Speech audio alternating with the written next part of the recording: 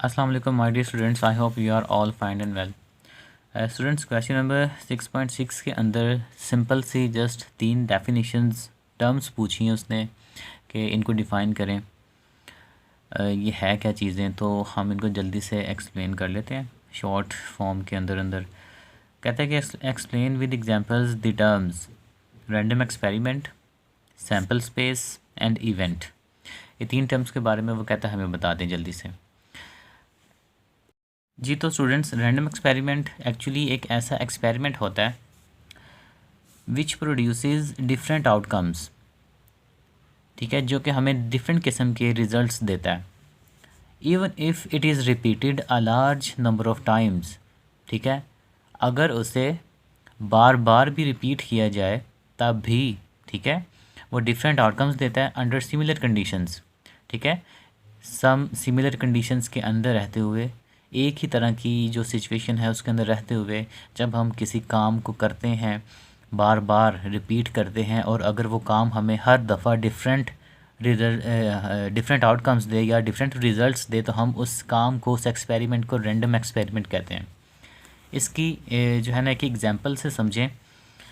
जैसा कि मैंने पिछली लेक्चर्स में भी आपको एक एग्जांपल देता रहा हूँ कि अगर हम एक डाइस को रोल करें, एक हम 6 फेस डाइस लेते हैं जिसको हम लूडो का दाना कहते हैं। ठीक है, वो एक क्यूब की शक्ल में होता है, उसके 6 फेस होते हैं। और अब इस डाइस को अगर हम टॉस करें, ठीक है, इसको हम रोल करें, तो वो जो रोल करने का एक प्रोसीजर है उसको हम कहेंगे एक्सपेरिमेंट। ये हम एक्सपेरिमेंट करें, हमने एक डाइस को रोल किया, हमने क्या किया, एक एक्सपेरिमेंट किया। उसको रोल करने से हमारे पास क्या आया, आउटकम आया, हमारे पास कोई रिज़ल्ट आया। ठीक है, हो सकता है उस डाइस को रोल करने पे हमारे पास जो आउटकम आ रहा है, ठीक है, वो 1 हो। मैं इस डाइस को रोल करने के बाद जो इसकी जो डिफरेंट आउटकम्स बनते हैं, ठीक है, मैं वो यहाँ पे लिखता हूँ।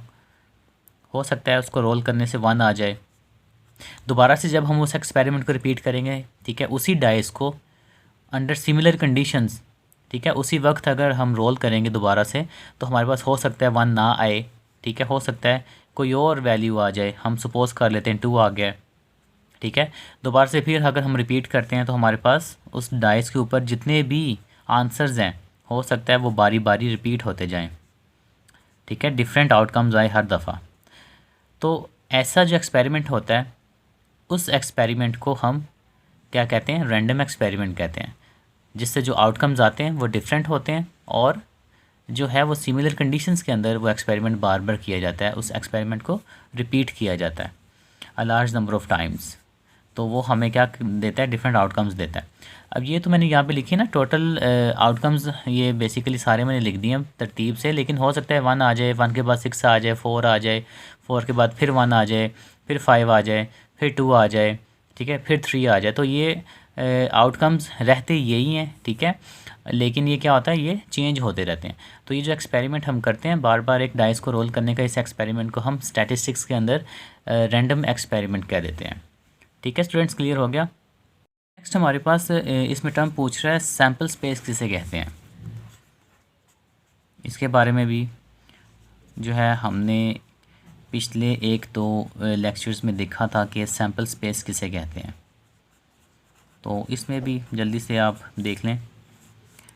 सैम्पल स्पेस बेसिकली वो तमाम के तमाम आउटकम्स होते हैं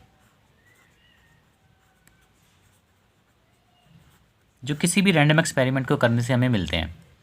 ये जो मैंने ऊपर सैम्पल स्पेस लिखी है, एक डाइस को रोल करने से जो हमारे पास डिफरेंट आउटकम्स होते हैं, ये आउटकम्स जो हैं ये बेसिकली हमारे पास क्या होता है, सैम्पल स्पेस ही होता है। ठीक है, ये सिंपल से इसकी डेफिनेशन है कि when we perform an experiment, when we perform a random experiment, ठीक है, then all the possible outcomes of that experiment is known as sample space. ये आप खुद ही लिख लीजिएगा, ये मैंने यहाँ पे राइट नहीं किया। ठीक है, और थर्ड जो डेफिनेशन इसने टर्म पूछी है वो आपसे पूछ रहा है, वो कहता है कि हमें बताएं कि इवेंट किसे कहते हैं। और इवेंट जो होता है स्टैटिस्टिक्स के अंदर, प्रोबेबिलिटी के अंदर, इवेंट बेसिकली हम कहते हैं सैम्पल स्पेस के अंदर से बनाया गया एक सबसेट। किसी भी सैम्पल स्पेस के अंदर से जो हम सबसेट बनाते हैं उस सबसेट को हम इवेंट कहते हैं।